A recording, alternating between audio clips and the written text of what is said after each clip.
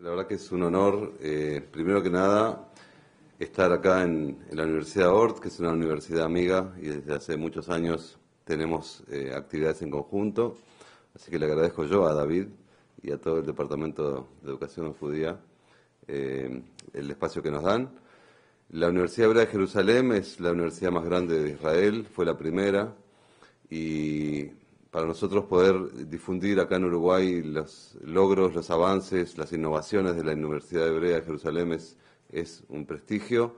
Creemos que es importante también tanto para difundir como para ampliar la cooperación. Hemos hecho, en el año y medio que esta comisión que estamos manejándonos en Montevideo, estamos en funciones, hemos traído a un experto en Parkinson de la Universidad Hebrea de Jerusalén, un investigador de primera línea, que colmamos Maimónides el año pasado.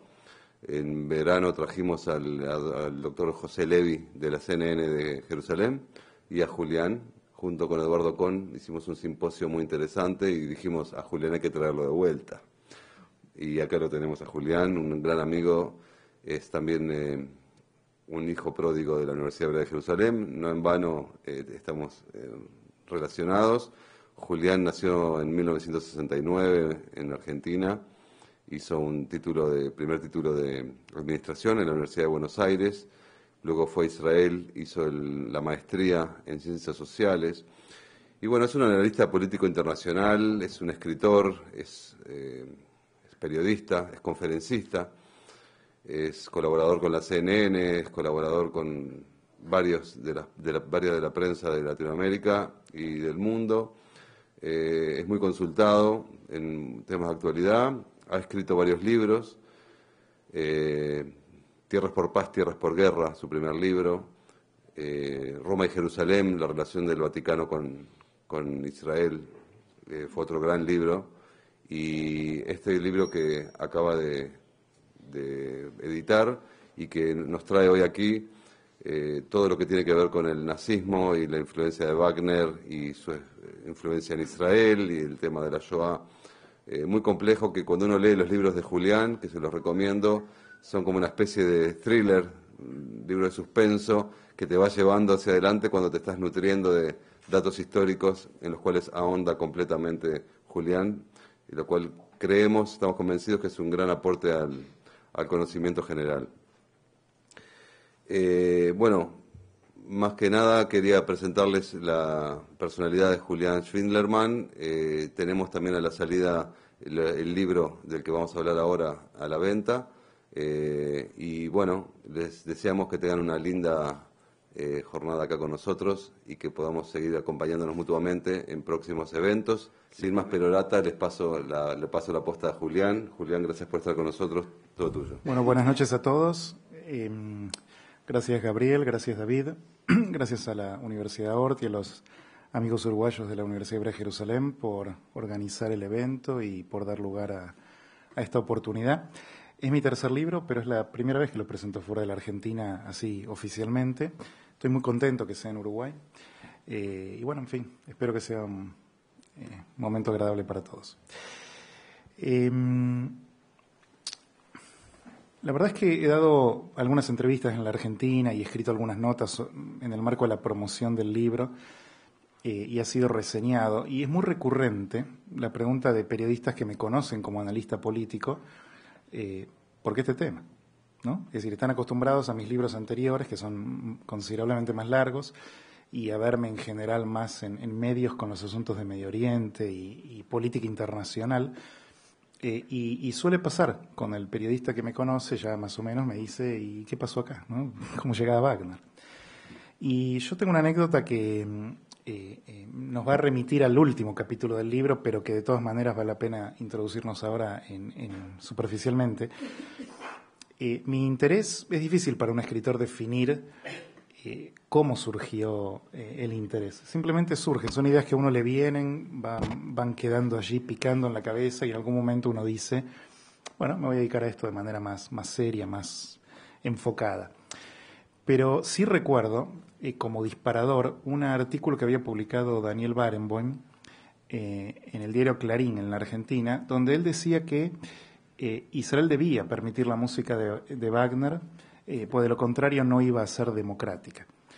Y yo mandé una nota en respuesta, esto fue en el año 2001, diciendo que no pasaba por democracia o antidemocracia el debate, sino por un tema de dignidad o indignidad, básicamente, en mi opinión. Y Clarín la publicó.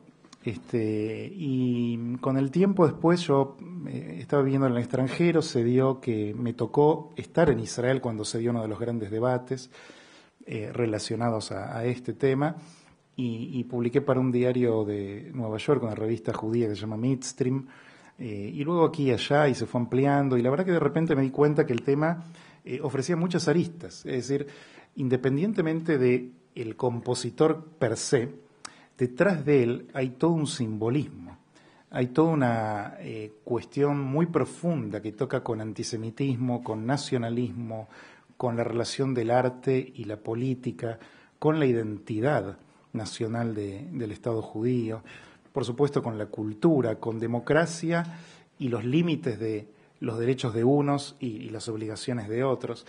Y comprendí que realmente se prestaba para una obra que permitiera, sin dispersarse demasiado, poder ir hacia algunos de estos temas. Y el enfoque que yo le di a este libro esencialmente buscó coincidir con los 200 años del nacimiento de Richard Wagner, que se han marcado el año pasado. Pero ustedes conocen los tiempos editoriales y si no se los puedo decir. Uno puede hacer el mayor esfuerzo en entregarlo en el mes exacto, como fue, de que se conmemoraba, pero naturalmente hasta la publicación después pasa un tiempo.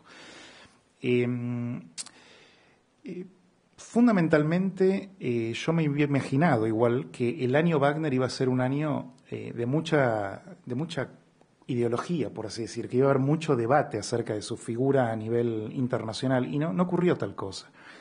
Hubo, por supuesto, yo estuve en el Teatro Colón en Buenos Aires, hubo un concierto que dio la Filarmónica en homenaje a Wagner. Yo no fui a homenajearlo, pero quería escuchar su música en vivo, porque hasta el momento la había escuchado a través de Compact Disc, y como voy a tratar de trasladarles ahora, van a ver que los wagnerianos son visceralmente wagnerianos y los anti-wagnerianos son visceralmente anti-wagnerianos. Es una figura muy polarizante y muy atractiva a la vez. Entonces dije, es importante escucharlo en vivo, ver qué transmite esta música, ¿no? Y sí, la música es bella, obviamente, es una música exquisita, es de una monumentalidad, de una grandiosidad, de una vastedad realmente conmovedoras. Pero yo no soy musicólogo y mi propósito nunca fue estudiar la música de Richard Wagner, sino entender por qué el nazismo lo toma como lo ha tomado, por qué él mismo tuvo una actitud muy ambivalente con los judíos de su tiempo, como ahora vamos a ver, y tratar de entender qué es lo que se jugaba culturalmente o identitariamente en el Estado de Israel cuando los debates eran, como vamos a ver, muy intensos. Y algo me llamaba mucho la atención porque, fíjense ustedes, si uno piensa en Mozart, o en Beethoven, o en Haydn, o en Liszt, o quien quiera, no existe tal cosa.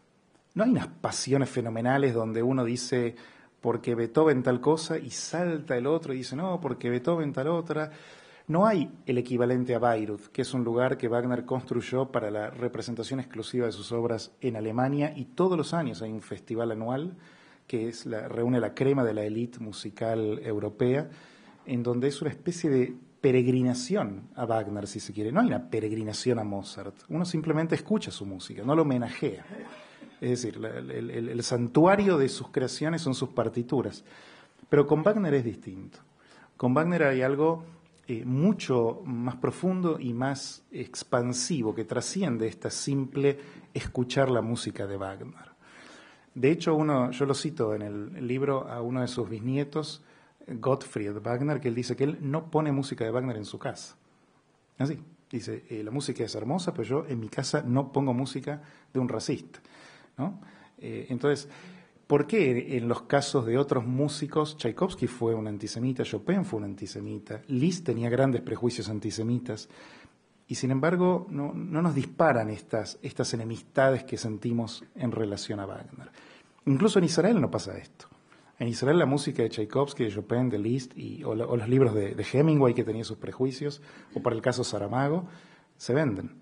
Entonces, mucho de esto me intrigaba y me llevaba a pensar qué hay en esta figura. ¿Qué pasa? ¿Por qué con él se dan estas cuestiones que no se están dando con otros o no se han dado con otros músicos?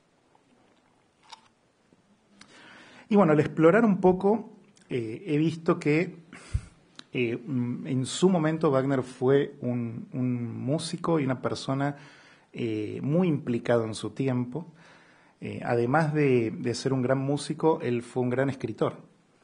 Y cuando digo gran, no me refiero a que sea especialmente atractiva su prosa, si bien no es mala, sino a que fue muy prolífico, ha escrito muchos libros, a diferencia de Mozart o de Chopin. Wagner componía música hermosa y además escribía libros sobre lo que componía y sobre otros temas. Él ha escrito sobre política, sobre la relación del arte y la política, sobre Alemania, ha escrito sobre los judíos, que ahora vamos a ver qué ha escrito. Quiere decir que hay todo un cuerpo ensayístico wagneriano que nos permite también conocer al hombre. Wagner además dictó una autobiografía de 1000 páginas. Las cartas que envió reúnen miles de páginas. Su obra ensayística, como le digo, es de volúmenes.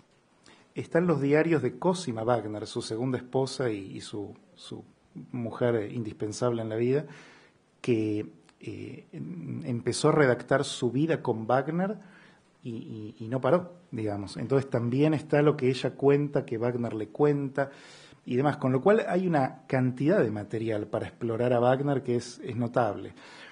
Y de hecho hay un estudioso de Wagner que dice, esto es como una especie de bolsa donde cualquiera, sea prosemita o antisemita, pro-wagneriano o anti-wagneriano, nacionalista o antinacionalista, mete la mano y saca lo que quiere. En rigor, este es parte del problema con esta figura, porque hay tal cantidad de información que permite ir para uno u otro lado. Yo he buscado ser imparcial. Declaro en mi prólogo, en mi introducción, que tengo mi opinión formada. Y en el epílogo la decanto claramente, pero he tratado a lo largo de los otros capítulos de tratar de ser justo con su figura y con la historia, ¿no? El libro, en consecuencia, lo he ordenado en 3 partes y en un anexo. Una primera parte que voy a respetar este orden también para la exposición, donde hablo de Wagner y del vínculo que él tuvo con los judíos en su tiempo. Luego el uso nazi de la obra wagneriana, a diferencia de Mozart y Beethoven y demás. ¿Qué pasó con Wagner? ¿Por qué de este modo fue catapultado como un ícono cultural de la música nazi? Luego el debate que se ha dado en Israel, qué es lo que está en juego, qué es lo que se plantea, qué es lo que se discute. Y un anexo donde me di el gusto de escribir sobre algo que me atraía, que no lo encontraba el modo de meterlo en la otra parte, pero que es mi favorito, que es la relación que tuvo Friedrich Nietzsche, el filósofo alemán, con Richard Wagner, que fueron buenos amigos y luego enemigos. Y es bien simbólico esta relación, porque lo que hace Nietzsche es comenzar con una admiración profunda hacia Wagner y terminar alejado con un desprecio muy intenso, ¿no? Y de algún modo yo siento que simbólicamente él prefigura la actitud de muchos hacia Wagner. Gente que lo puede admirar musicalmente, pero empieza a conocer un poco más al hombre y se aleja un poco espantado. Así que bueno, me gustaría comentar un poco sobre estas cuestiones. Vamos a dar un tiempo para preguntas o comentarios si hubiere luego.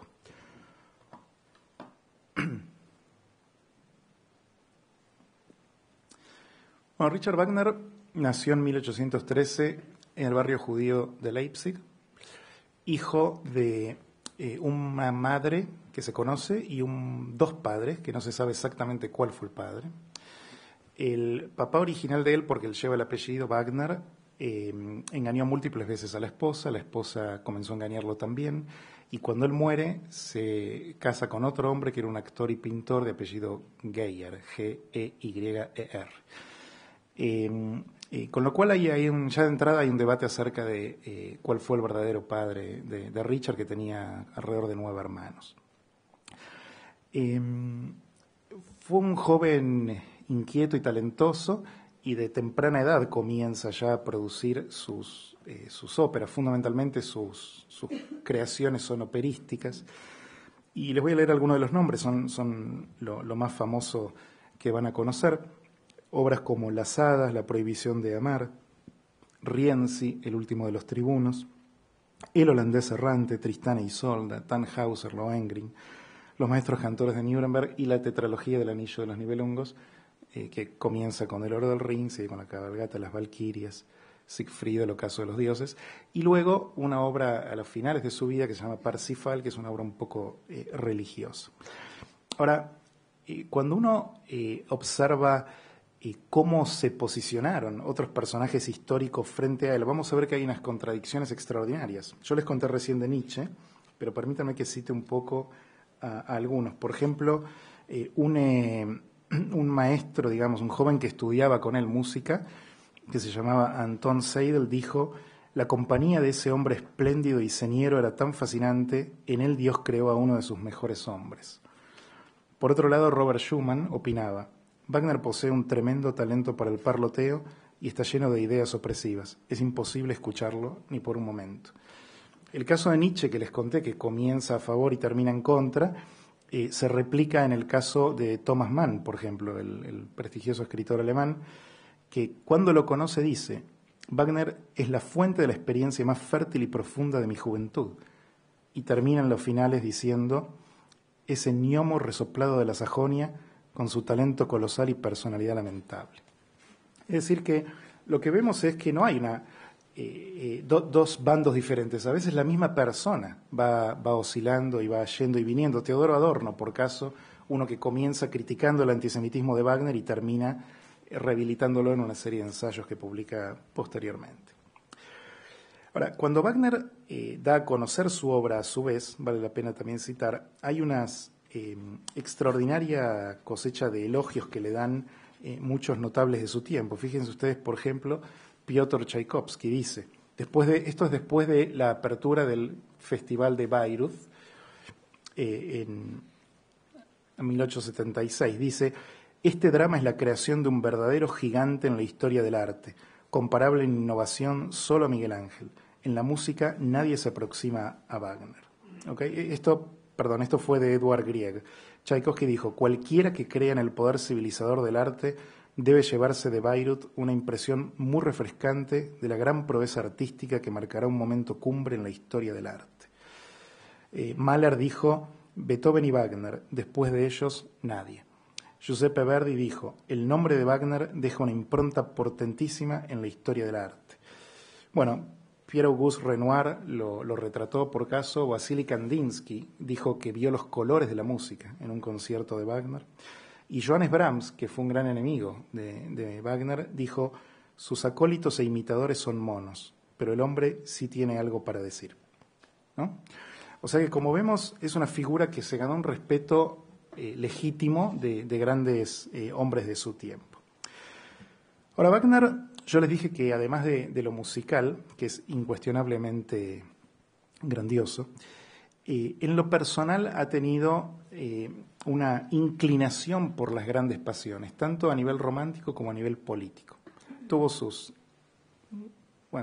señoritas, digamos, y tengo algunas frases por allí de una princesa ofendida que lo trata de, que algo así como que por increíble que parezca, este enano invisible ha conquistado muchos corazones. Tiene una frase muy terrible.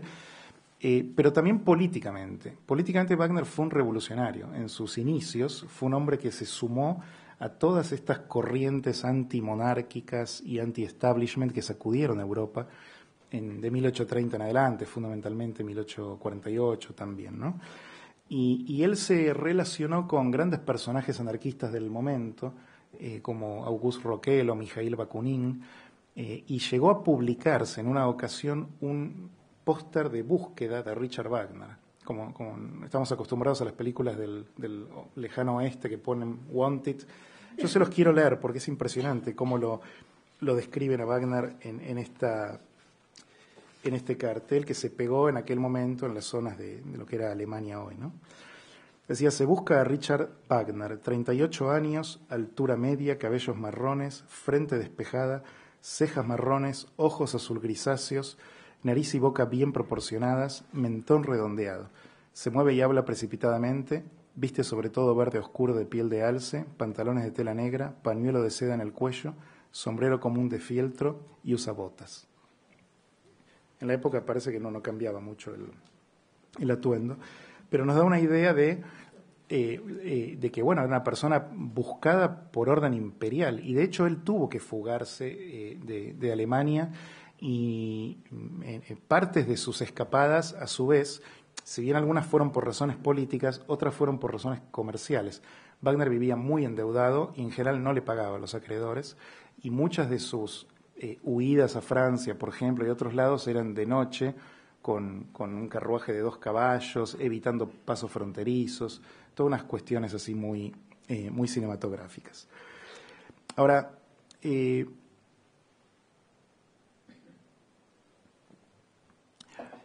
Wagner era un hombre, sin embargo, que a pesar de la situación precaria económica en la que vivía, él reclamaba mucho lujo para sí, para componer.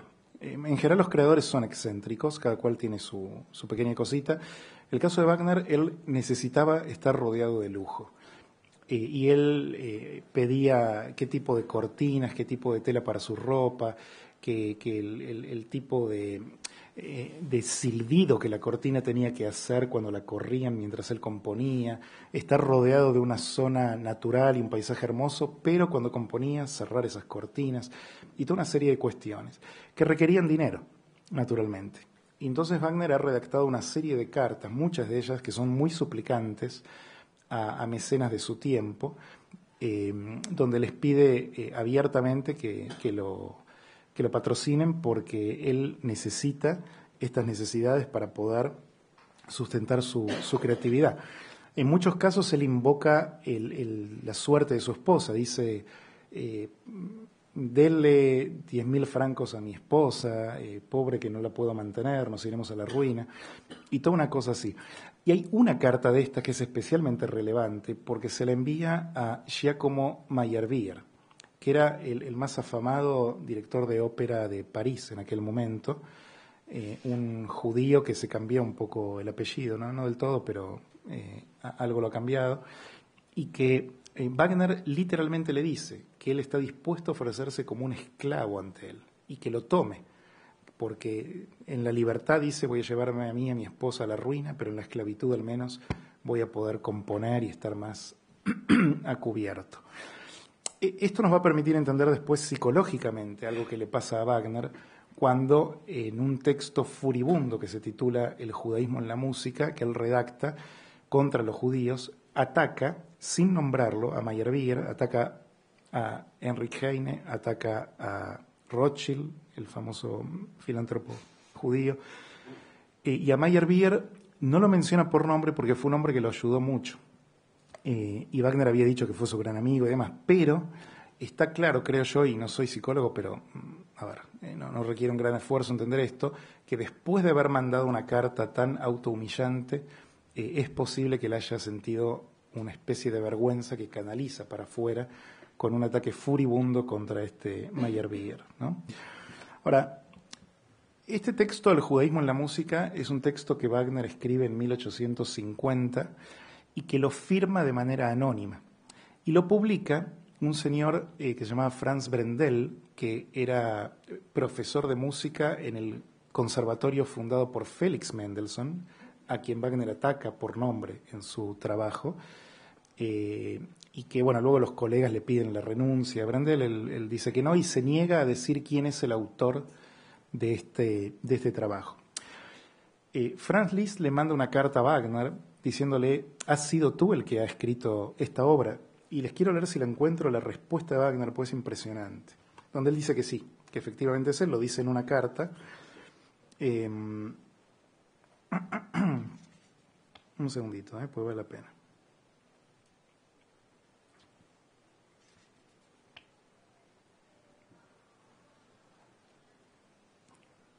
Bueno, no la encuentro, justo esta no la marqué. Pero básicamente lo que hace Wagner es decir acá, Dice, por supuesto que soy yo, tú sabes muy bien que he sido yo, he albergado secretamente esta bronca contra este judaísmo intolerable y finalmente la dejé aflorar. El ensayo como les decía, se publicó de manera anónima en 1850 y es republicado por Wagner en 1869 ya con su nombre, en una época en la que él tiene fama y en la que tiene un gran reconocimiento, con lo cual nos da una pauta de hasta qué punto él quiso que sepamos todos que él era realmente un antisemita.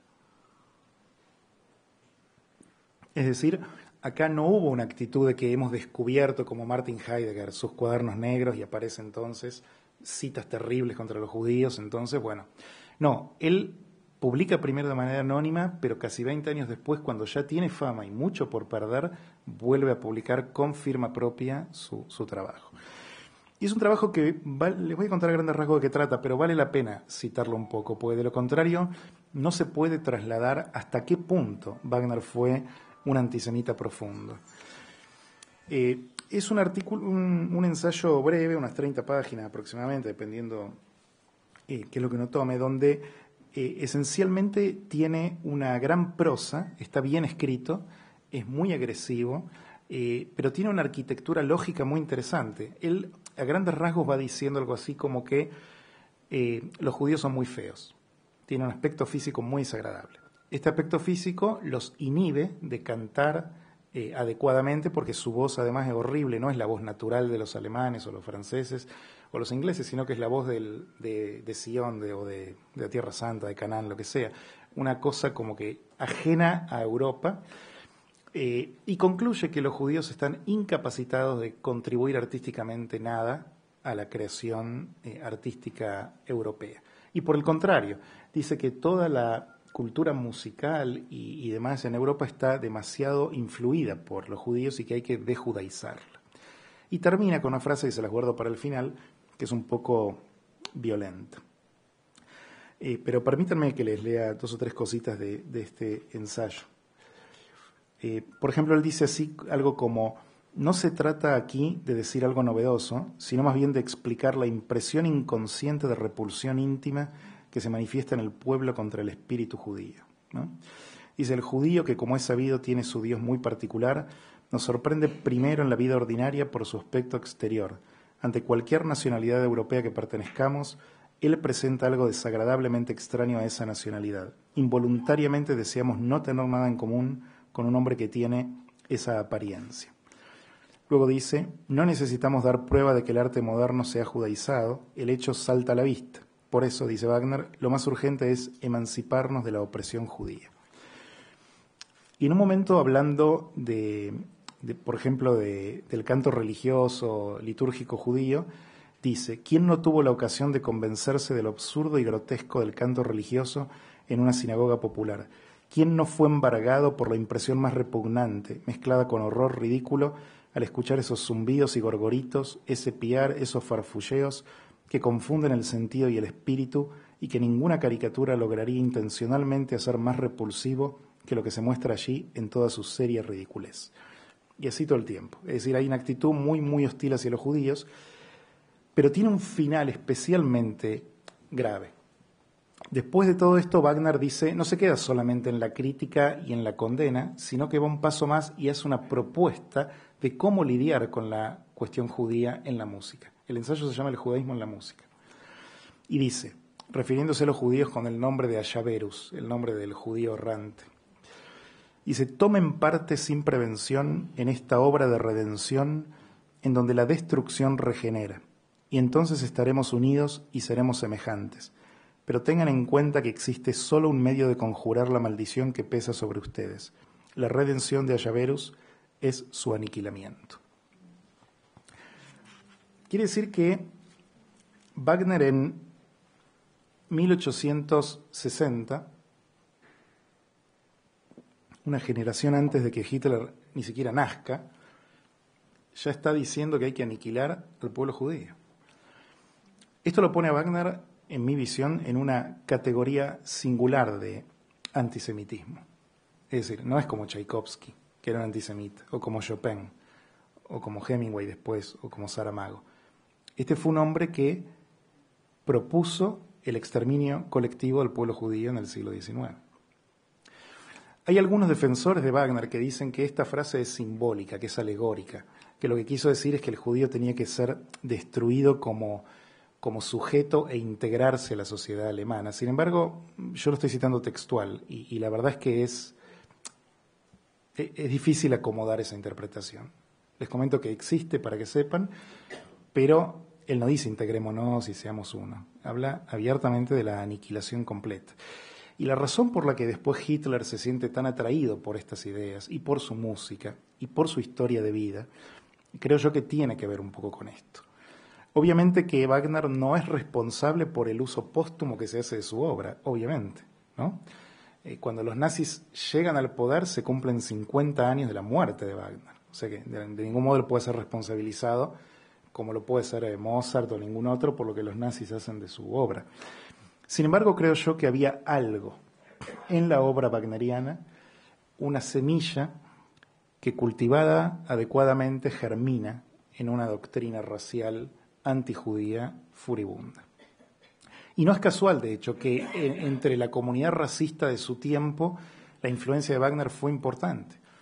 Un descendiente suyo, un hombre que se llamaba Houston Stuart Chamberlain, se casó con Eva, una de sus hijas, y este hombre publicó un ensayo que se tituló Los cimientos del siglo XIX, que fue un bestseller en la época, llegó a vender 1 millón de ejemplares en el siglo XIX. Se pueden imaginar eso, ¿no? Hoy en día 1 millón es bestseller mundial, pero en aquella época era algo descomunal.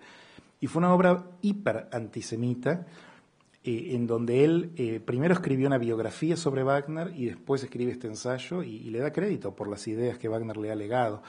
Hay un conde francés que se llamaba Joseph Arthur de Gobineau, también un gran racista de la época, amigo de los Wagner, y muchos de los nacientes racistas del denominado antisemitismo moderno son de esta época influidos por Wagner. No digo que él sea el creador del antisemitismo moderno, pero fue uno de los precursores, sin lugar a dudas. ¿Qué digo por antisemitismo moderno? Históricamente, el antisemitismo fue de razón teológica, la persecución fundamentalmente cristiana, posteriormente islámica de los judíos, por razones de fe, por razones de cuestión de religión. Y las difamaciones estaban esencialmente nutridas de cuestiones más teológicas.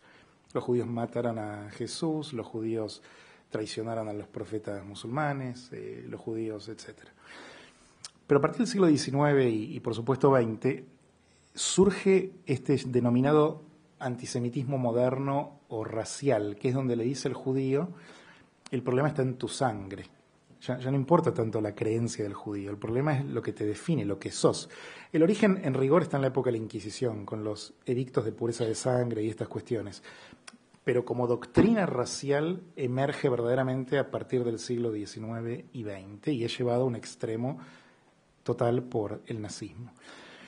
Wagner en esto ha jugado, creo yo, un papel muy, muy importante. Él incluso, siendo la figura talentosa y colosal que fue, la influencia que su palabra tenía fue importante.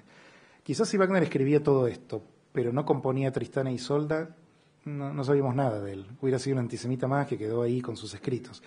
Pero como fue tan influyente en la música, cualquier cosa que él diga se lo escucha.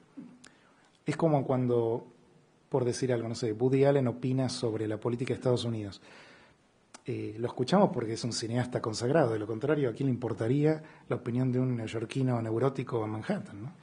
Entonces, en rigor tiene que ver el hecho de que la estatura de Wagner, su estatura como artista, le ha dado una gran divulgación a todas sus ideas políticas.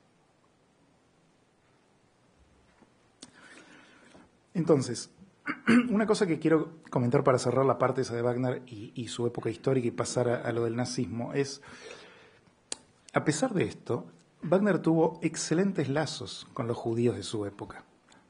De hecho, cuando él muere, 2 de los que cargan su féretro son judíos. Él albergaba en su casa judíos. Él tenía compaginadores y músicos asistentes judíos. Él eligió para el estreno mundial en Bayreuth de su obra Parsifal, que es la más religiosa, la más cristiana, a un judío, descendiente de rabinos.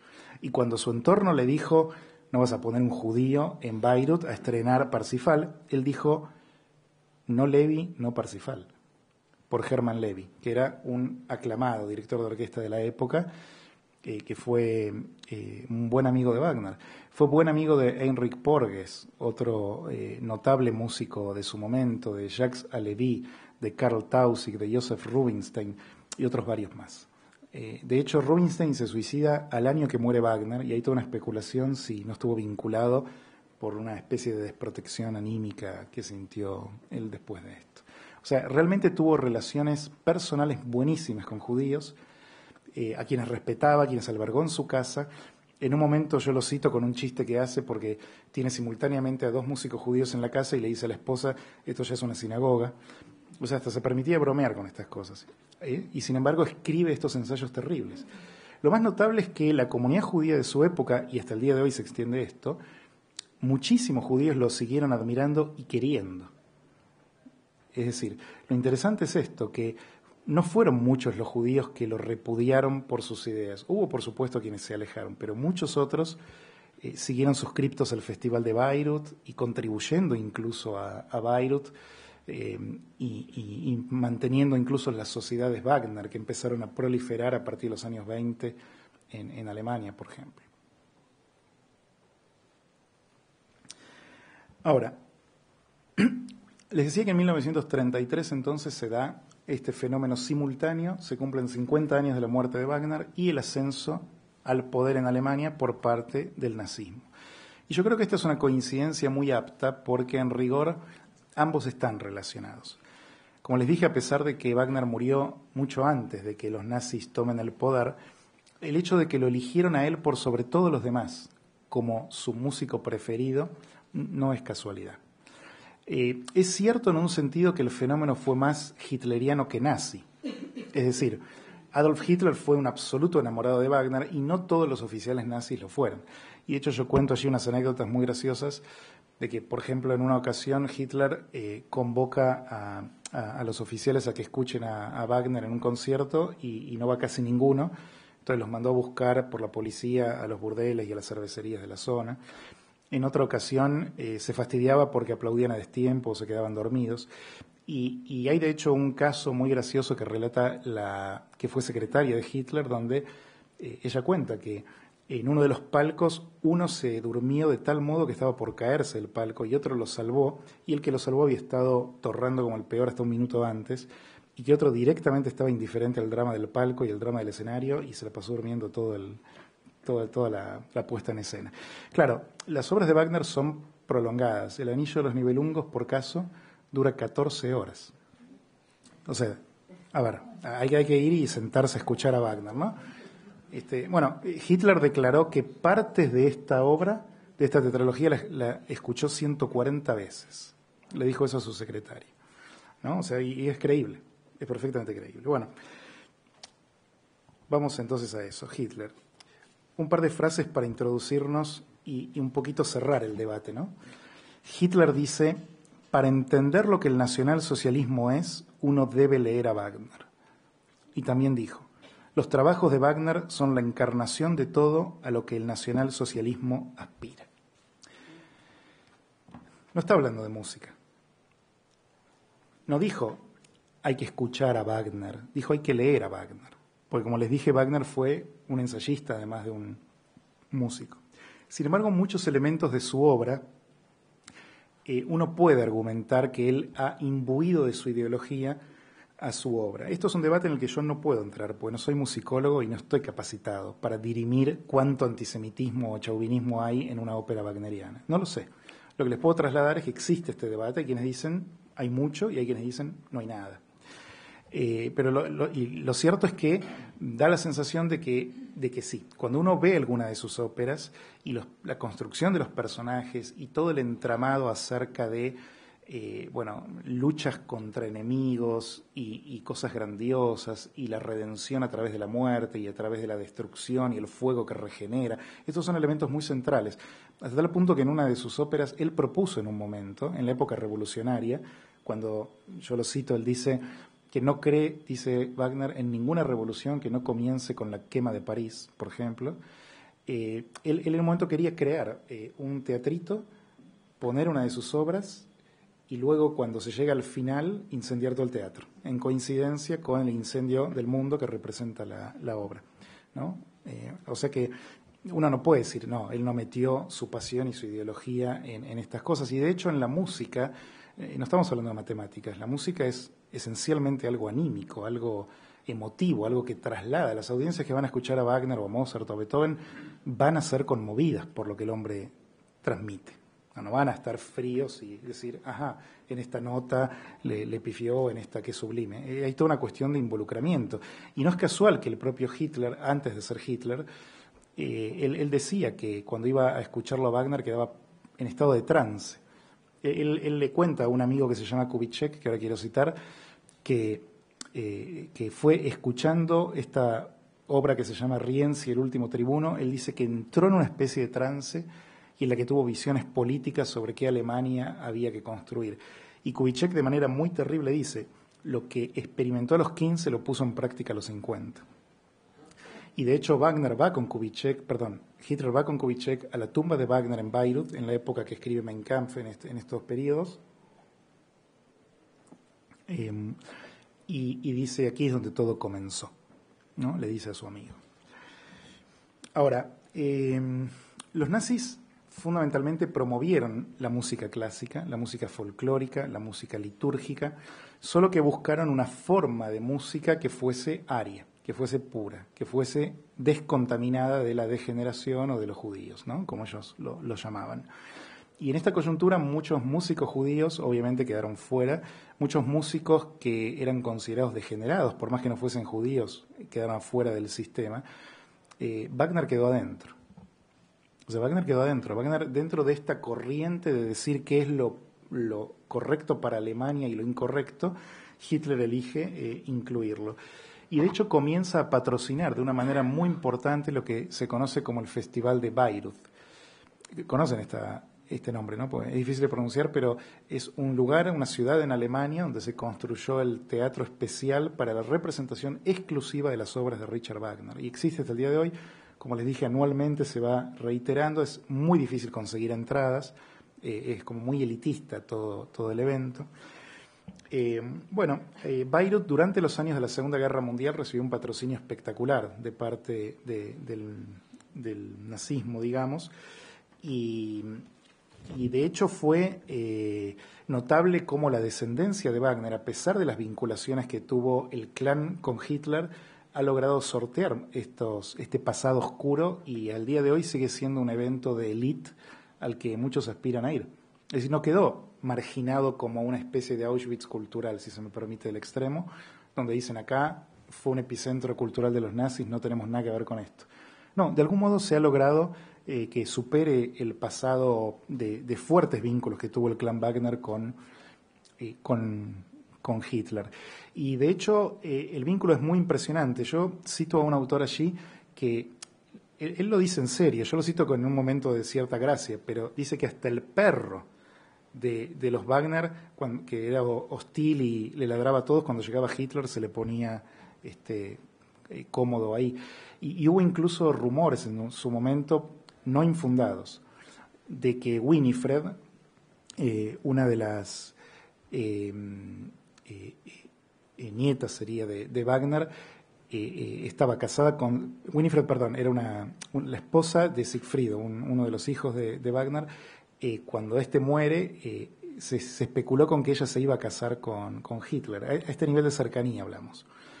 Durante el periodo que Hitler estuvo, por ejemplo, encarcelado, escribiendo sus memorias Mein Kampf, fue el clan Wagner el que le dio papeles y lapiceras y lápices y gomas de borrar y demás. O sea que parte de mi lucha fue escrita bajo el auspicio de la familia Wagner, ¿no? Y yo no les quiero cansar con tantas citas, pero están las citas y las propias descendientes que dicen fue mi tía la que les llevaba los lápices, fue mi tía la que les llevaba las hojas y demás.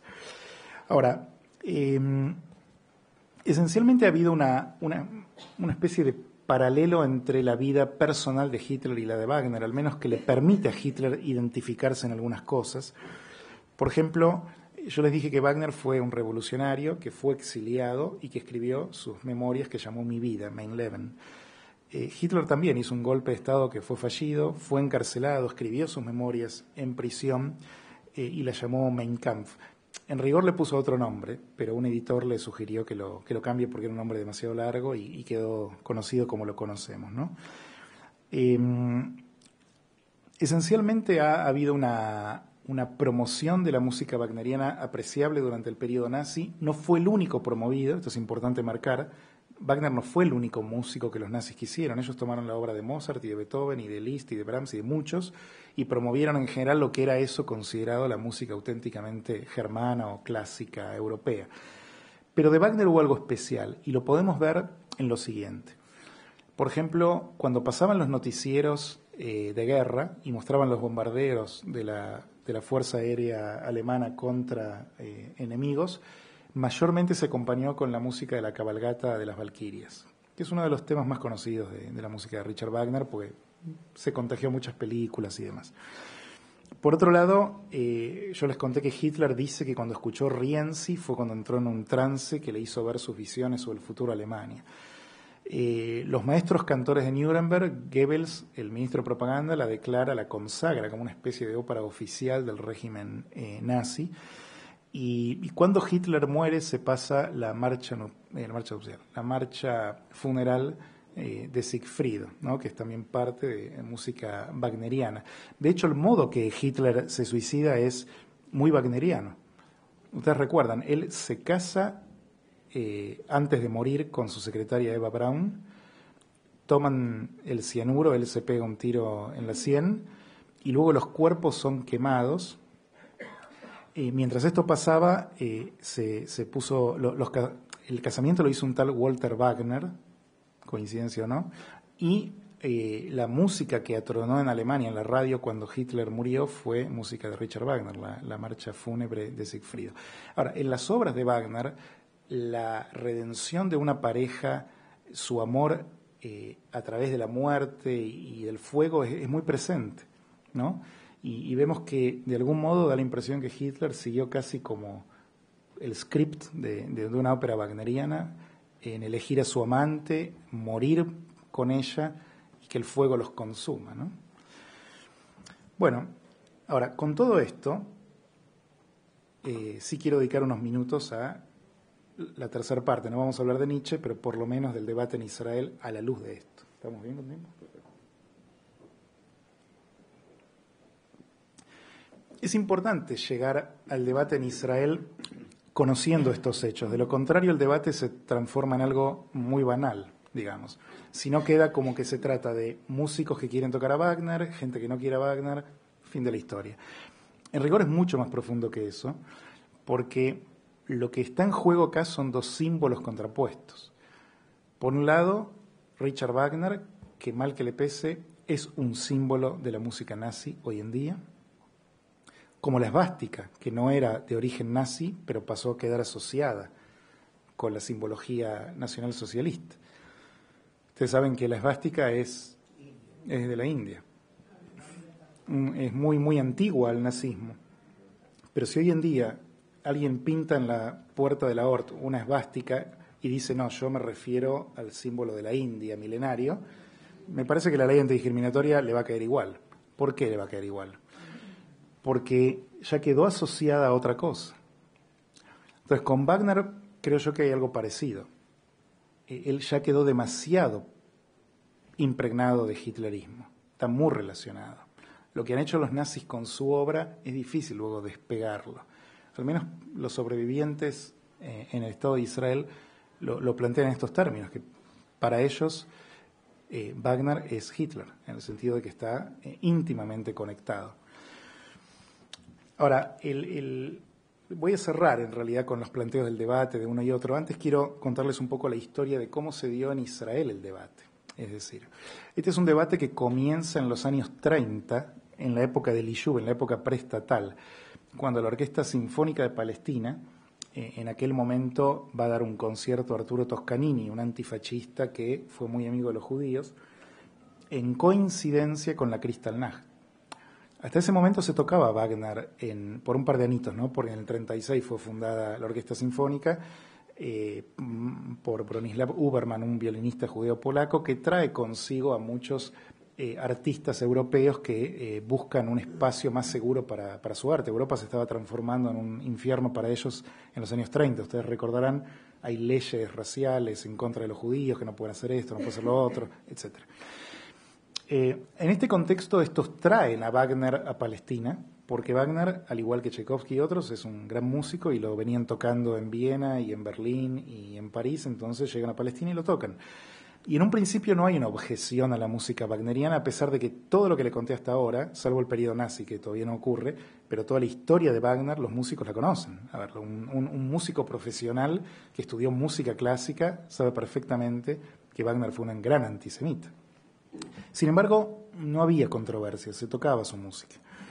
Pero en 1938, cuando hay un concierto planeado que va a dar Toscanini, coincide con la Kristallnacht. Entonces la Junta Administrativa de la Orquesta Sinfónica de Palestina le dice, mira, acaban de mandar a 30.000 judíos a campos de concentración, hubo una masacre importante, se han destruido sus hogares, sus sinagogas, sus negocios, no es momento para Wagner. Él acepta, toca otro repertorio, pero este año, 1938, marca el momento de quiebre, el momento donde ya volver a tocar a Wagner en Palestina / Israel ya nunca más va a ser igual, desde este primer momento. Bueno, la Orquesta Sinfónica de Palestina, en una gira que hacía por el Egipto bajo mandato británico, toca Wagner, pero ya no en Palestina per se. Y luego, cuando el Estado de Israel nace, ustedes recordarán, hay toda una actitud muy hostil hacia la cultura alemana, ¿no? En virtud de lo que había ocurrido con los judíos en el Holocausto. En consecuencia, había mucho rechazo a la idea de que se cante en alemán, de que se toque músicos alemanes, de que llegue literatura alemana, de que haya cine alemán, es decir, literatura que fuere.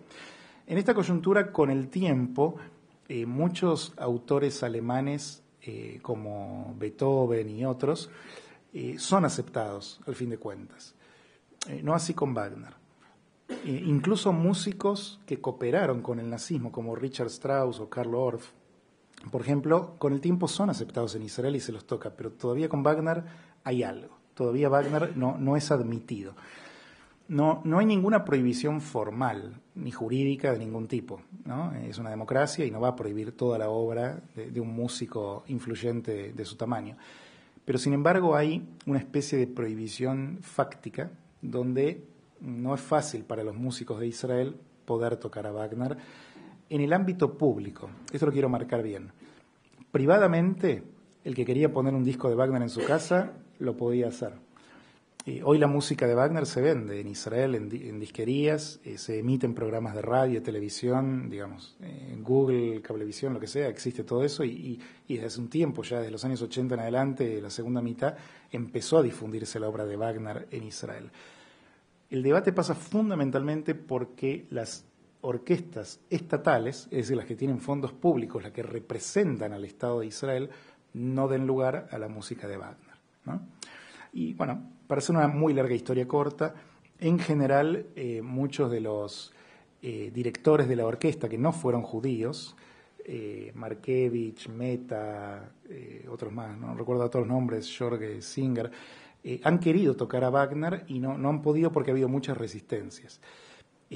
La más importante de todas ellas ocurre en 1981, cuando en general la Orquesta Filarmónica de Israel venía como haciendo programas sin Wagner, pero cada tanto anunciaba que en tal concierto iban a tocar a Wagner. Y acá se armaba el lío, un gran debate, intervenía la prensa, la política, toda una cuestión. Y finalmente desistían. Hasta que en 1981, Zubin Mehta en un concierto termina y él le consulta a la audiencia si quieren escuchar música de Wagner como un bis. Y él dice, aquellos que quieren ir se pueden hacerlo, no nos vamos a ofender, pero los que quieren escuchar a Wagner tienen que tener el derecho de poder hacerlo acá. Bueno, muchos se van, entre ellos 2 músicos de la orquesta, y Zubin Mehta comienza a tocar a Wagner. Cuando ocurre esto, un acomodador se sube al escenario, se arranca la camisa y muestra sus heridas de los campos de concentración. Bueno, ahí se detuvo el concierto y esta imagen de él mostrado así en un escenario de música de Israel causó una gran conmoción en la sociedad, generó un debate que siempre había sido intenso, pero esta vez fue feroz, y tuvo incluso una repercusión internacional. Desde entonces no hubo otro esfuerzo sino hasta básicamente fines de los 90, cuando Daniel Barenboim, a quien yo lo cito a Meta diciendo que le ceden la posta porque comprenden que solamente un director de orquesta israelí y judío va a poder legitimar a Wagner, que no pueden ellos que son no judíos y tampoco israelíes. Quizás israelíes por adopción de pasaporte, digamos, ¿no? Pero no sabras. Y bueno, Barenboim se ha transformado realmente en el gran promotor de la música de Wagner en Israel. En una ocasión, en el año 2002, si mal no recuerdo, él repite un poco lo que había hecho Meta 20 años atrás, termina un concierto y él tiene un debate con la audiencia de media hora de duración en hebreo, que él habla perfecto, y le dice que quiere tocar a Wagner, que qué opinan, qué sé yo, pim pum pam. Bueno, muchos se van enojados y ahí toca Wagner. Bueno, el Comité de Cultura de la Knesset, del Parlamento de Israel, lo declara persona no grata en aquel momento.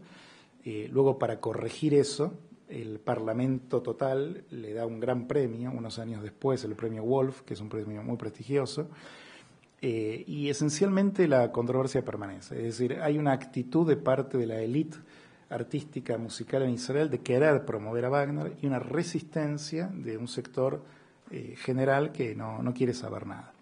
Entonces quiero delinear un poco los trazos de este debate, los argumentos, y ya con eso lo cerraríamos. Esencialmente acá, como les dije, hay un problema de simbología. De un lado está un músico que fue encumbrado como una bandera nazi, y del otro lado un Estado creado en respuesta al Holocausto. ¿No? Históricamente, obviamente que conozco la historia del sionismo y sé que antecede al periodo de la Segunda Guerra. Lo que digo es, en la inmediatez psicológica del momento, Israel emerge como una respuesta a Auschwitz, simbólicamente hablando, ¿no? Y la integración de estos dos símbolos es lo que causa un profundo ruido, de algún modo. Es el ejemplo perfecto el que les di antes, que lo tomo de uno de los violinistas que se fue cuando Zubin Mehta quiso tocar a Wagner, que se llama Melamed, y que él dijo: si yo pinto la esvástica en la puerta de una escuela judía, me van a meter preso, porque ya no es el símbolo indio milenario, ella es otra cosa. Y con Wagner hay algo muy similar. Hubo un caso muy terrible a inicios del siglo, de este milenio, cuando la orquesta de Rishon LeZion llevó a la Corte Suprema de Justicia su derecho a tocar a Wagner. Y la Corte Suprema le dio la razón, dijo que era una cuestión de derecho a la libre expresión artística y que podían tocarlo. Cuando lo tocaron, un miembro de la audiencia empezó a sonar una matraca todo el tiempo. Y lo fueron a mover y lo tuvieron que mover entre varios. El que daba el concierto, el director, era un sobreviviente del Holocausto. Y este que hizo la matraca también. Y afuera, cuando la prensa lo entrevista y le preguntan por qué llevó una matraca, él dice: porque no encontré una bomba, ¿no?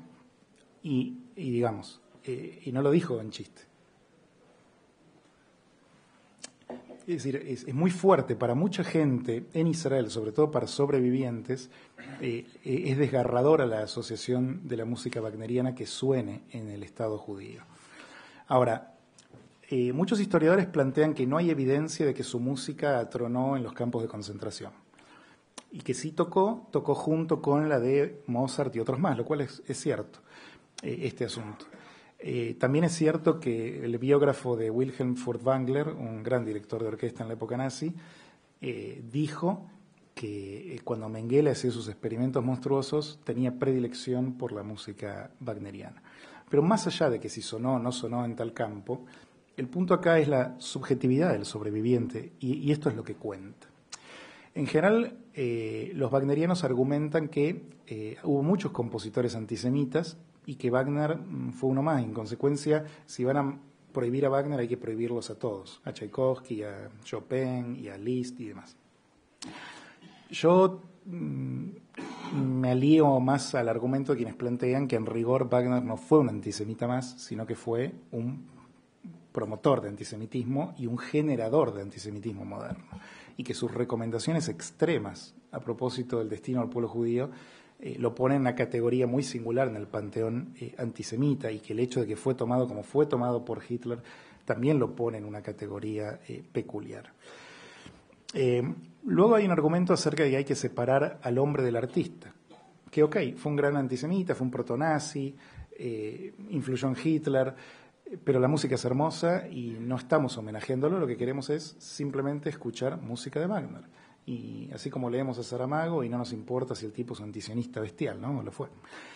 Bueno, el problema acá está hasta qué punto, en el caso de Wagner, se puede realmente separar al artista de la obra. Y esto es un tema de planteo que no se puede resolver con facilidad, y posiciones muy encontradas. Algunos, como Woody Allen, lo toman en broma y dicen que cuando él escucha por más de media hora Wagner, siente ganas de invadir Polonia. Y hay otros autores que plantean que precisamente Wagner influyó tanto en el pensamiento nazi porque había elementos de esa música y de esa obra que cautivaban por el lado que cautivaron. Yo aporto mi propio ejemplo, porque yo creo, la decisión es personal, me parece, ¿no? O sea, no se puede hacer una ley de si se puede o no separar al hombre de la creación. Cada cual va a tomar su decisión. La mía es que en este caso no, y argumento esto. Imaginemos por un instante que el expresidente de Irán, Mahmoud Ahmadinejad, hubiera sido un gran pintor. Y entonces hay una corriente de pintores en Israel que dicen, bueno, vamos a hacer una retrospectiva de Mahmoud Ahmadinejad en el Museo de Tel Aviv. Al mismo tiempo que él está diciendo que hay que destruir Israel, que el holocausto no existió, y patrocinando a Hezbollah y demás. Y bueno, qué sé yo, me imagino que alguien se hubiera opuesto. Me da la impresión de que hubieran dicho, no, hasta acá no. Me da la impresión de que si Tomás de Torquemada, cuando no hubiera estado quemando judíos, hubiera escrito libros sublimes como Cervantes, no sé si se pondría en las librerías de Israel y en sus bibliotecas la obra de Torquemada editada y comentada por Shlomo, no sé, digamos. Es raro. Entonces creo que con Wagner está en esta categoría, por lo menos de consideración, de que es difícil separar las cosas. Ahora, hay un punto que marca un crítico, que lo cito, que él dice, en el Estado judío es razonable pedirle a los músicos judíos que sean judíos primero y músicos después, ¿no? Como un argumento de decir, todo bien con Wagner, comprendemos que estás en déficit educativo, porque es real. Un israelí que quiere formarse en música clásica y no puede estudiar a Wagner es un problema. Verdaderamente lo es, porque fue un hombre hiperinfluyente en la música clásica y además ha compuesto una obra hermosa. Es cierto esto, pero bueno, es parte de las restricciones a veces que una sociedad puede decir, la raya la marco en algún lado. En rigor, nada los inhibe de estudiar a Wagner en cualquier otro lugar, menos ahí, de cualquier modo. Lo que me lleva al tema de los derechos que antes se plantearon y que me remite a mi nota en respuesta a Barenboim en Clarín unos años atrás. En realidad acá hay en confrontación dos derechos, no un solo derecho. Por un lado está el derecho a la libertad de expresión artística de los músicos que legítimamente quieren escuchar y tocar a Wagner en Israel. Y por otro lado está el derecho de aquellos que no quieren ser lastimados por la ejecución de esas obras en Israel. Y no se trata de que uno lo toque dentro de su casa y el otro no lo escuche en su casa. Se trata de ver colectivamente, como nación, qué decide la sociedad israelí. Y en este sentido, una de las definiciones básicas de democracia es esta, que tu derecho termina donde empieza el del prójimo. Es decir, y acá estamos hablando de, por un lado, un derecho a un goce artístico versus un sufrimiento humano real y reciente. Entonces me parece que como sociedad es bastante simple la ecuación acerca de por qué lado podría ir la determinación. Pero para cerrar, les quiero dar una cita de un crítico de New Yorker, donde él dice, eleva una pregunta de este modo, dice, si hay un lugar donde solamente se permite a Wagner ser escuchado, en relación a Bayreuth, dice, debiera también haber un lugar donde se le pide a Wagner permanecer en silencio. Yo creo que Israel es el lugar perfecto para eso. Gracias. Yo viví en los años 60 en Israel y recuerdo, yo viví en Nahariya, y recuerdo que habían a muchos a quien tenía dificultad para hablar hebreo, si hablaban yiddish, y respondían Ich sprach Deutsch. Es entendible, por otra parte, que quienes fueron víctimas del Holocausto estén sensibilizados con el tema. Y por otra parte pregunto si al prestársele tanta atención no se lo difunde más. Bueno, para ser conciso es eso. Está muy bien, gracias. En realidad es un caso donde Wagner es tan gigante y tan universal y tan influyente y tan presente que no hay modo de expandir esa imagen. Y la realidad es que el debate existe, porque cada vez que músicos de Israel quieren tocarlo se genera el debate, o sea, no es un tema electivo, el tema está planteado y... Exacto. Igualmente hay algo que su pregunta me recordó, algo que antes olvidé mencionar en el apuro de cerrar. Hay unas contradicciones en la sociedad israelí que hay que reconocer que son bastante insalvables, ¿no? Considerando que usted vivió en Nahariya, las debe conocer. Aunque alguno de esto todavía no estaba en aquella época. Pero los israelíes manejan Mercedes-Benz, ven televisores Grundig, toman la pastillita Bayer, aspirina, que fue el creador del ciclón B, el veneno con que se gaseó. La tienda Hugo Boss, por ejemplo, que fue el creador de los uniformes nazis, está en Israel. ¿No? A mí me pasó esto. Yo recuerdo que estaba en un momento, yo viví en Israel unos años y estaba en la ruta entre Jerusalén y Tel Aviv y veo un cartel infernal de Bayer y no podía creer. Digo, pero ¿cómo que Bayer promociona? Es insólito. Bueno, entonces, frente a esto uno puede decir, bueno, mira, si le compras a Bayer y a Mercedes-Benz y a Hugo Boss y escucha a Wagner y ya está, ¿viste? O sea, se terminó acá el debate. Y de este lado debo reconocer, yo no tengo una respuesta a eso, porque la verdad es que es real.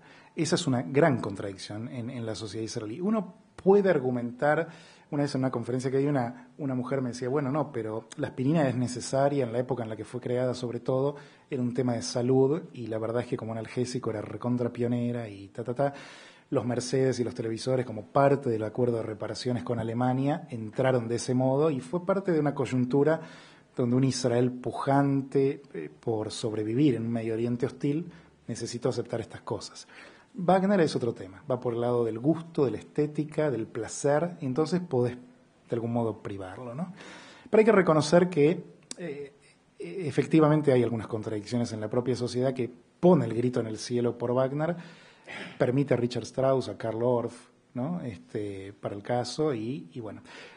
Pero como dije, yo por eso creo que va en el plano de lo simbólico, de lo que representa Wagner como figura del nazismo, como el músico preferido de Hitler, y por lo que dije antes también, porque hay un tema de homenaje a la música wagneriana. Cuando uno escucha a Mozart y punto. Pero con Wagner tiene su santuario en Bayreuth, hay una peregrinación donde se lo va a escuchar, hay una especie de sacralización de la música wagneriana. Entonces también es difícil separar hasta dónde estás escuchando y hasta dónde estás homenajeando. Y esto por los propios wagnerianos, porque han creado todo este aura de Wagner enorme, ¿no? Entonces creo que por eso el tema es complejo y demás. Ahora, hablar del tema, abordarlo, debatirlo, me parece que no lo agranda, es necesario, es importante. Es como, salvando las distancias, hablar o no de antisemitismo, neonazismo en Europa. Bueno, esto existe. Bueno, quería ante todo felicitarlo por la brillante exposición suya que aclara muchas dudas y estamos de acuerdo que es un tema muy, muy complejo. Ahora, hay una cosa que me llamó la atención. ¿Cómo se explica de que siendo Wagner tan antisemita y que no solamente lo expresó verbalmente, sino que ha escrito muchos libros, como usted ha explicado, de que tenía amigos judíos e incluso los albergaba? ¿Cuál sería, digamos, una disección un poco más profunda? ¿Cómo él explicaba ese tipo, digamos, de contradicciones? Ok. Yo tengo una cita acá que a ver si la encuentro rápidamente. Son varias en realidad. Por un lado, Wagner admite que su vida es un mar de contradicciones, como él lo dice. Quiero ver si la encuentro exacta, pero es difícil si no la tengo marcada. Pero él reconoce que es un hombre contradictorio y en un momento él dice esto, le dice a uno de sus mecenas en una de las cartas, dice, mi vida es un mar de contradicciones, bueno, de la que solo emergeré tras la muerte, dice. Lo cual no es así, tras la muerte se lo debatió más que nunca todavía. Ahora, por otro lado, uno de sus seguidores, Enric Porges creo que había sido, él dijo, bueno, era una figura excéntrica, era un genio, un gran artista y hay que perdonarle o admitirle estas cosas, como que tenía la cuestión ahí. Esto es campo más de un psicólogo en rigor, entender cómo alguien puede ser un antisemita de este tamaño y tener buenos lazos con judíos. Puede que haya sido un hombre con una imagen escindida de los judíos, ¿no? En su cerebro fracturado mentalmente, en el odio que sentía por ellos y en la admiración que sentía por ellos. Porque acá la génesis de, aparentemente, uno no puede asegurar esto, pero da la impresión de que la génesis del antisemitismo en Wagner surge por una cuestión de envidia contra Felix Mendelssohn y Giacomo Meyerbeer, que fundamentalmente él era un músico que la peleaba duro, que se tenía que fugar de acreedores, era perseguido políticamente, no estaba lejos de ser quien luego fue, y en esa coyuntura él veía cómo judíos, que hasta ese momento no existieron en la música clásica, básicamente, comienzan a ser aceptados por el entorno alemán, consagrados, reconocidos. Y bueno, yo tengo varias citas al respecto donde él, Cosima, comenta en su diario de que para Richard, dice ella, hemos aceptado a los judíos demasiado pronto, esto nos va a destruir como nación. Es como que en la época en la que Alemania empieza a dar derechos a los judíos, a Wagner le molesta, porque ellos están triunfando y él no. Entonces, psicológicamente creo que pudo haber algo de eso.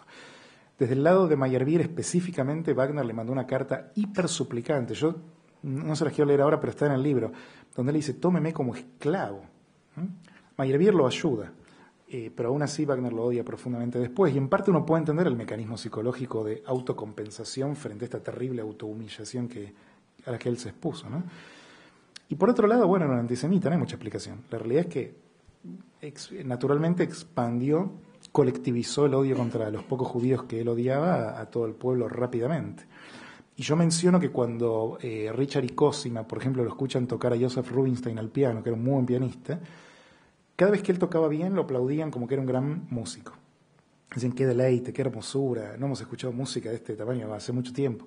Cuando le pifia una nota dicen, ay, el judío, qué mal que toca. O sea, es un clásico y está en el libro. O sea, ellos ahí meten la cuestión de su prejuicio contra él, ¿no? Ahora, puede también que Wagner haya sido un pragmático, que él haya dicho, bueno, yo odio a los judíos, pero me beneficio de los judíos, porque muchos eran mecenas o suscriptores al Festival de Bayreuth, o músicos que lo asistían a él, y fue un pragmático desde ese lado, donde Wagner el artista versus Wagner el hombre, lo manejaba de algún modo así. Como siempre, un placer enorme escucharte, muy esclarecedor y didáctico. Se me ocurre una reflexión que me gustaría ver en qué medida la compartís o cómo la ves tú. A mí me parece que dentro de todo lo expuesto habría que como que disgregar esto quizás en tres carriles. Uno un poco menor en su envergadura, pero no en su concepto, y es el separar al hombre de su obra, digamos, ¿no? Es casi que una decisión personal. Woody Allen ahora está acusado de ser pedófilo y vamos a ver cuando termine el juicio si cambiamos o no la opinión de su obra. En fin, son cosas que suceden casi en forma cotidiana. El otro gran tema, que es un poco lo que preguntó David, que de alguna manera somos contemporáneos, muchos, es en la reconciliación que los judíos tuvimos con Alemania, por así decir, in toto. De esa ley que tú mencionás se debatió un año, empezó en el 50, se terminó de definir en el 51 con 60 votos a favor en la Knesset y 50 en contra. O sea, la reconciliación con Alemania. O sea, es un tema muy complejo, por lo cual transita Bayer, Volkswagen, BMW y demás. No lo estoy simplificando, pero de alguna manera tiene un matiz pragmático, como bien tú dijiste, que de alguna manera hasta tiene características económicas. Si Israel no tenía esa reconciliación, probablemente no hubiese prosperado. En la época del Sena había cola para un pedazo de pan y Alemania prácticamente salvó económicamente a Israel, lo cual no significa que la reconciliación sea fácil. Pero Wagner, como bien lo dijiste, es un símbolo. Es como una svástica. Reconciliación con lo simbólico ya es un torrente de subjetividad.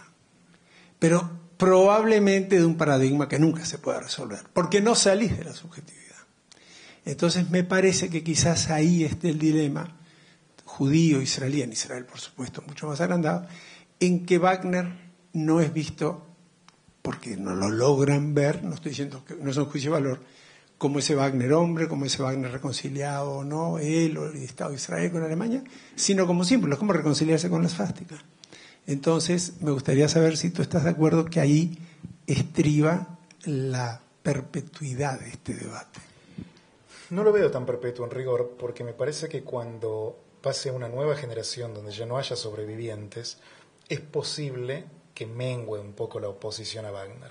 Y que a la larga, me da la impresión a mí, la tendencia va a ser de aceptarlo. Es decir, hoy en día, cuando estos ejemplos que he dado de un sobreviviente con su matraca o desgarrando la camisa frente al auditorio, todavía es muy fuerte. Si eso lo hace un nieto, posiblemente sea menos fuerte emocionalmente, ¿entendés? Y como en general los que desean tocar a Wagner verdaderamente lo desean tocar en Israel, o sea, esto es algo que a mí me cuesta entender, porque yo digo, ¿sabes qué? ¿Te gusta Wagner? Que esto, todo bien, pero ¿por qué esta obsesión con imponerlo en el Estado judío? Es como si necesitaran la validación del resto de sus hermanos para legitimar su respeto por Wagner. Cuando en rigor vos podés decir, me parece a mí, la postura correcta es, si un hermano mío esta música lo daña de este modo, Wagner acá no. Wagner acá no. Porque nadie más que ellos conoce la historia de Wagner, ¿eh? El que sale a manifestarse en contra de Wagner, que, no sé, es un empresario, un abogado, un ingeniero, de oída la tiene. Pero estos son profesionales de la música. No Zubin Mehta, Daniel Barenboim no pueden decir que no saben de este antisemitismo. Lo saben y a la perfección. Saben quién fue. Zubin Mehta, yo lo cito, él dice, Wagner fue 110% antisemita. Dice así, ¿no? Hubo un caso, la Orquesta de Cámara de Israel, en el 2011, si mal no recuerdo fue, o 12, pero por ahí, entre el 10 y el 12, tocó en Bayreuth música de Mahler, de Mendelssohn, el Atikva y Wagner, todo junto. Y fue la primera vez que una orquesta estatal israelí toca en Bayreuth, ¿no? Y a Wagner. Lo de la Tikva fue un guiño, y lo de Mendelssohn y Mahler, dos compositores judíos, fue obviamente, está calculado, recontrapolítica el repertorio, ¿no? Pero bueno, esto ocurrió, lo hizo el director era Roberto Paternostro, estuvo en la Argentina hace poco, no sé si habrá estado también en Uruguay. En rigor, a mí me cuesta entender el celo pro-wagneriano de los wagnerianos. Este empecinamiento en que en Israel sea tocado. Porque la verdad que si uno ve que causa tanto dolor y que hay tanta resistencia popular, en rigor es extraño. ¿Querés especializarte en Wagner? Hacete un máster en Viena y volvés y ya está. O sea, con lo cual creo que por un lado lo simbólico y lo subjetivo está netamente presente, y a nivel individual cada uno toma su decisión. El tema es que se debate a nivel colectivo, qué postura toma Israel frente a Wagner. Pero con el tiempo yo sospecho que se va a ir aflojando, que al contrario, que a medida que desaparezcan los sobrevivientes va a haber una cultura más permisiva, sobre todo porque los que pujan por Wagner pujan con mucho vigor. Pero por ahora está muy lejos, me parece. Julián, en el libro, y cuando Wagner escribe sobre los judíos, su antisemitismo no es contradictorio. Digamos, él tiene su postura muy clara. La contradicción surge en dichos o en situaciones verbales, pero en lo que queda escrito y en lo que él piensa no es contradictorio. Yo me pregunto también si dentro del pueblo judío y de la gente que quiere tocar a Wagner no hay también una especie de, digamos, de no poder resignarse a no ser aprobado por el otro, porque en realidad cuesta mucho dentro de la cultura y lo que el peso tiene para nosotros, la cultura, no haber sido aprobados por un gran músico como fue él. Entonces creo que hay como cosas que no son comparables y que son realidades que no se pueden congeniar.